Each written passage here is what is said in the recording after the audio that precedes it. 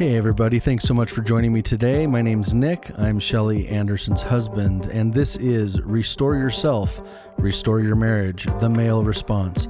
Every week I respond to Shelly's podcast called Restore Yourself, Restore Your Marriage to give you a little bit of insight from the male perspective. I hope that I can join Shelly in giving you some good tips and tools and experiences that will help you and your relationship with your spouse. I hope you enjoy. Her last podcast that she released on Monday the title of the podcast was Some Chick Was Flirting with My Husband. And so she talked about an incident in her mind and in her thoughts, just like we all have, where she saw me talking to a woman and she had certain feelings about it and they were really negative. And it wasn't that she thought that I was reciprocating, and responding to her flirting. And I didn't even think that she was flirting, but Shelly was being very vulnerable and sharing her feelings about that and how negative they were. So that's what I'm going to respond to. And then I'm going to talk about a few things, but I think it's important for women to hear what I have to say and also for men. And I think it's important for men to start to listen to the things that Shelly is talking about, because, hey, guys, if you really want to have a really close connection with your wife, even if it starts off as that desire to be close physically, there's so much more to it. And we talk about a lot of the different intimacies, etc.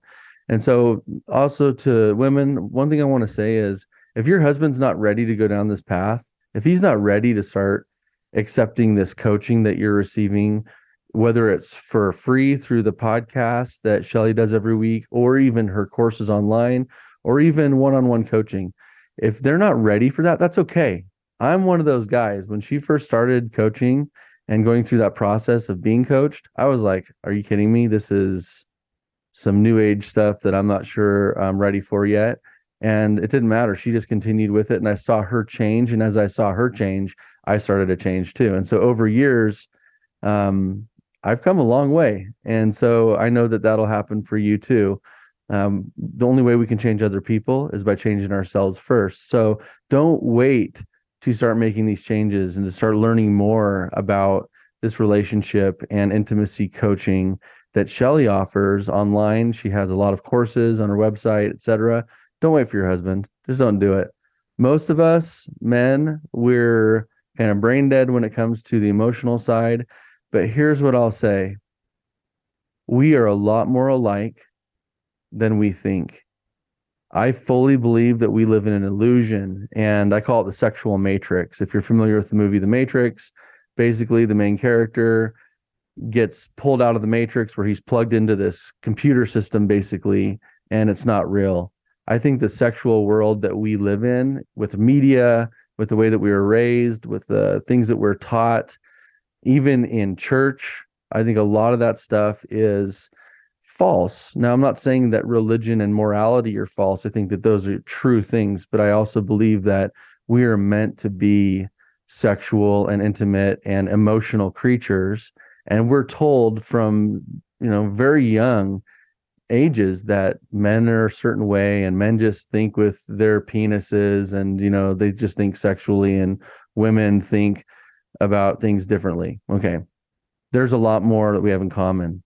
And so I'd say for me, I'll just speak for myself, over time, as I realize how important the emotional side is, and not just the emotional intimacy, but there's 24 different types of intimacies. And when I am close to my wife emotionally, where we're having fun together, where we're enjoying each other's company, that is the most important thing I found. And that makes me feel happier than anything. It doesn't matter how much sex she gives up to me or how often we do it. Now, I'll tell you the truth, the closer connected we are, the more often we are going to have sex. That's just a fact. But when my mind isn't on that, and my mind is on cherishing her and knowing her and what she's thinking and wanting to be there for her and wanting to be there, not just because I want to get some action later, but because I really do care for her and I focus on the things that I love about her, that is when I'm the happiest, whether we have sex or not. Now, for a lot of men, they might be thinking, oh man, my wife is just boring because she doesn't ever want to have sex. The question I have for you is, why is that? What part do you play in that?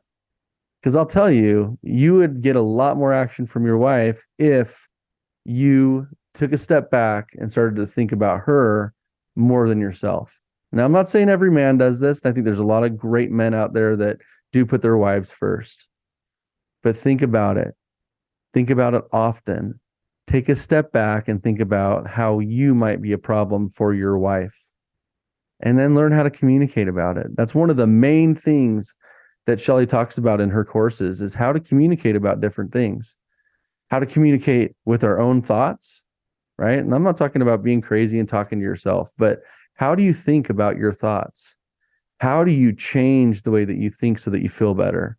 That's one of the main themes that she teaches. And it's amazing once you learn how to do that. And then how to talk to your spouse and others, and how to set boundaries. Those are wonderful things. So back to responding to her podcast. So she had this experience where she saw a woman who she thought was flirting with me. I didn't feel like she was flirting with me, but it doesn't matter what I was thinking. It's okay that she had different thoughts than I had. And then she talks about how she went through her thought work and really getting past those really negative feelings that she had. I mean, she wanted to beat this girl up. I mean, not, she wouldn't really have done that, I don't think, but I mean, she had anger in her, and she was thinking, what the heck is this deal? I'm right here. You know, I trust my husband, but I don't like the fact that you're trying to hit on him right in front of me. So whether she was trying to hit on me or not, she still had to deal with the circumstance. The circumstance is a thing that we can't change, but we can change our thoughts. So as she tells the story, basically we go through this process where she shares with me later how bugged she was. Now, what men usually do, and this is almost 100% of the time, this is just in our nature before we learn not to do this, but men usually try to fix the problem. Like naturally, my tendency would have been, oh, she wasn't flirting with me. And even if she was, like, don't you trust me? Oh, come on. Like, why does this bug you so bad? Why are you so bothered by this? What is it that why don't you trust me? Right? Those are the things that we normally would say. But I've learned when she has thoughts, they're her thoughts. And even if she shares them with me, there's nothing I can really do to fix those thoughts. She's the one that has to fix those thoughts. She's the one that has to go through the other options that she has of thinking. Sharing them with me is awesome because I can listen and I can be there to understand her from her perspective. Whether I agree with what she's saying or not doesn't matter. So what I did, and this is what I've learned to do, and this is also still difficult for me to do because I often want to just fix the problem. But I've learned if I can just listen and I can just be there for her and I can focus my attention on her and the things that I love about her and changing my thinking. For example, I love the fact that she cares enough about our marriage that she would feel this way. That is awesome. It's an amazing thing. Because if she didn't, right? Like, I mean, it doesn't mean that she doesn't love me, but the fact that she has these feelings means that she feels something. And so changing my thoughts about that and thinking about it in a positive way is actually really sexy. Like I started to think, you know what? You know, even though I don't necessarily agree with what you're thinking, I'm going to listen to you and I'm going to look for the benefit of this whole circumstance so that I can think differently about it. And then she talks about how when I just went to her and I wanted to be with her and I stared at her and I showed her attention, I didn't even say anything. And she talked about how aroused that made her, not just emotionally connected, but also she started to feel, after she felt emotionally connected and felt like I was interested in her, then she started to feel physically aroused. And she talks about, you know, how we had a nooner and decided to wait to finish until later and all those things. Okay. I'm not going to get into the graphic details, but in all reality, I did not have any interest in going and connecting with her just because I wanted to have sex. I had no interest. And she says that, but that's true. I didn't have any interest in that. I just wanted to be close to her. I found that when we're connected and I feel like we're good, I've learned that that is the ultimate. Physical intimacy is just one of 24 different types of intimacies. And the other types of intimacies are incredible. And they can be even more satisfying than physical intimacy, even for a man. And I'm so grateful for that. So she talks about this and talks about how, I mean, she even said like this was the best physical intimacy we ever had. And that was the one thing I'm like, that was the best, really?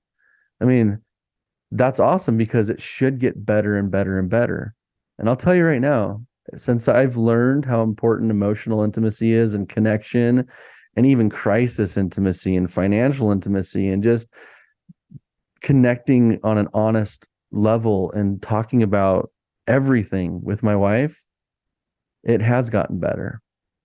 The emotional connection's gotten better, but the physical has gotten better for me because the emotional side of me has come out. And this is what I was saying earlier. We're a lot more alike than not. Because as we start to do this work together, as we start to connect emotionally, men, you're going to realize something. The physical intimacy is going to be so much better when you don't focus on it. When you and your wife are focusing on being the connected couple and being bound in everything, and you're looking for opportunities to help her, and you're looking for opportunities to show her that you care and that you cherish her, she will respond in kind. And women, if you believe that or not, it doesn't even matter if you believe me. Just try it. I think that you get what I'm saying, maybe even more than your husband does. So I'm gonna end there and just tell you, men, when it comes to sex, a lot of times we're thinking about quantity. How often am I getting it? And for a lot of men, and we talk to a lot of couples, for a lot of men, they just realize at a certain point that they're rarely going to have sex with their wife. And they just have to accept that. If they're an honorable man and they, want to stay faithful to their wives, a lot of times they just accept that. And that's better than going to pornography or cheating on your wife. Okay. But for both of you, I want to tell you that that shouldn't be how it is. I don't think that that's how God intended it. I fully believe that couples that are constantly working on this and constantly educating themselves and constantly striving to be there for one another and to understand each other better and to be more empathetic and to learn about thought work and actually take the time to go into Shelley's courses.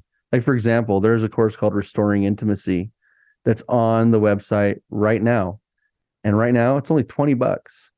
It's not long. It won't take you a lot of time, but what you'll learn from restoring intimacy for only $20 for women is a game changer, and for men. It's geared more toward women, but I would recommend that any man watch that as well. Watch it together. But again, like I said at the beginning, women, you do not have to wait for your husband to be ready. Start changing. Start doing things that will help you to not blame him or to not have resentment toward him for being a man. We have not been taught, men and women, we are in a sexual matrix. We've been taught by media and taught by people in our families that really don't understand any of this because they don't understand you and your husband. You are unique. You are you. There's no one else like you. That's why we always will say every marriage can be the best marriage. Look around at other couples. I'm like, oh, I wish my marriage was like theirs. Guess what? It can be, and it can be better. And here's another secret that most of us know deep down, but it's, when you get to know people, it's harder and harder to fake it. But when you look around, most people are faking it. Okay. They have issues just like you do. We all do. Marriage is hard. Being a human is hard. We love you so much. We want you to be the best you can be because our society more than ever needs strong couples. Our children need us to be strong. And don't just settle and say, oh, it's good enough, or we have a great marriage. Guess what? No matter how good your marriage is, it can always get better. That's the whole point of marriage, is to always improve. And it can improve forever. And it's a beautiful thing. And I'm really grateful for that.